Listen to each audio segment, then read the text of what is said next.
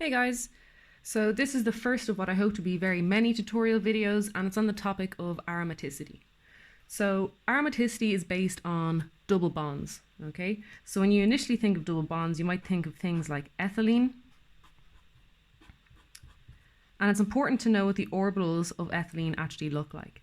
So because these carbons have double bonds, that means they are sp2 hybridized, okay? And so if you were to look at the shapes of the orbitals of these two carbons, what you have is they're kind of like dumbbells, but they're a little lopsided. So one side is bigger than the other. And they overlap like this. So that's going to form now one big molecular orbital, and that's going to be your sigma bond because it's a head-on overlap. But if you have an sp2 hybridized carbon, you also have one p orbital left over. So what happens is these p orbitals stick straight up and straight down, and these are symmetrical dumbbell shapes, and they stick up and down like this. And what happens is that you actually get overlap. So even though they look really far apart as I've drawn them, they're actually close enough that they can share electrons. So what it really looks like is more like this. So you have a cloud of electrons above and a cloud of electrons below. So then when you compare this to an aromatic compound such as benzene, the first thing that's really important to know is that the double bonds don't just exist between these two carbons, and these two carbons. What actually happens is this double bond can move here, this one can move here, and this one can move to this position. So what you end up with is something that looks very similar, and it's this structure. But of course, once you get here, this double bond can move as well, as can that one, and can this one. So you end up with the starting material again. So realistically, what's actually happening is this occurs all the time. The electrons are constantly moving around, and a more accurate way to depict this is almost with a circle in the middle.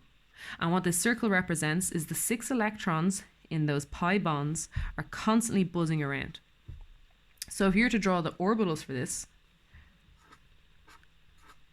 where you draw your 6 carbons out, so all of these sigma single bonds here, these are all made up with these sp2 orbitals, but above and below each carbon is the p orbital. And apologies for my artistic skills. So these p orbitals exist above and below each carbon. And in the same instance as they do here, you end up with each of them overlapping with its neighbor. And the same happens on the bottom. So then what you end up with, similar to this case here, you have a cloud of electrons above and below the sigma bonds.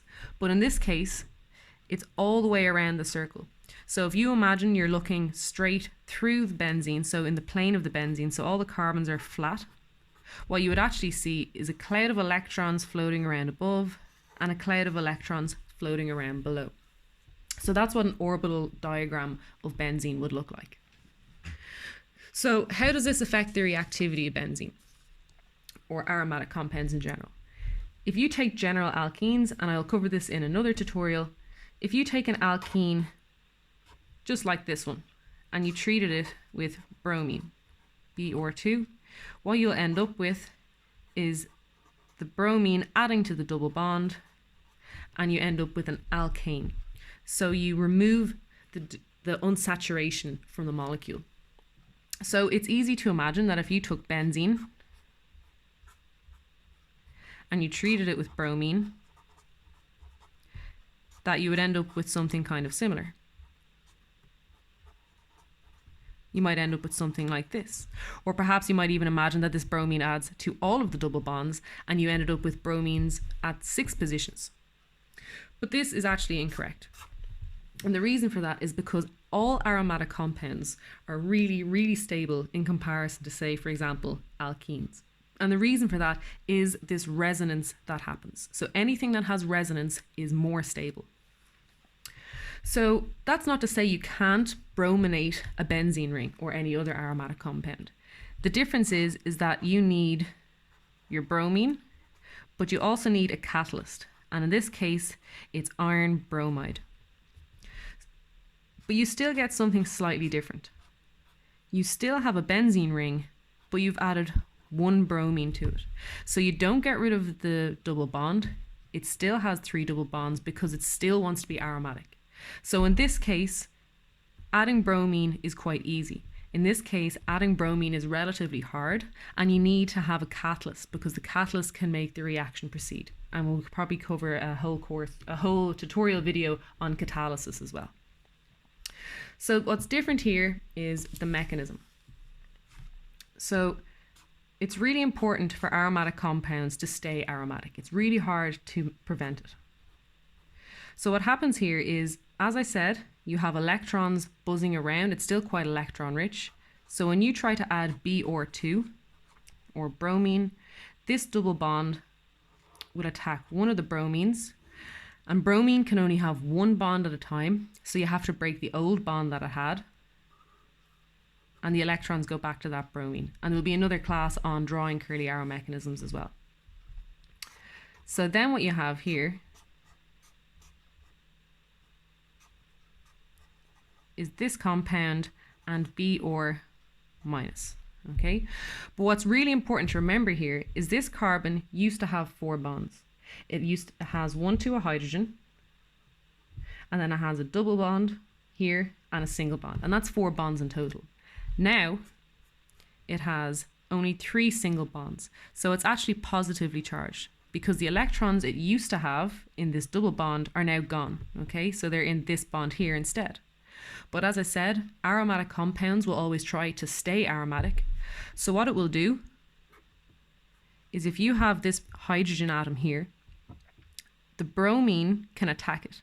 So the negative charge, the electrons in this, can attack the proton, and then the electrons that were in the carbon-hydrogen bond will move to this position. So in this way, you get your double bond back, and you've installed a hydrogen instead, and your byproduct is HBr. So the vast majority of reactions with aromatic compounds follow this type of mechanism.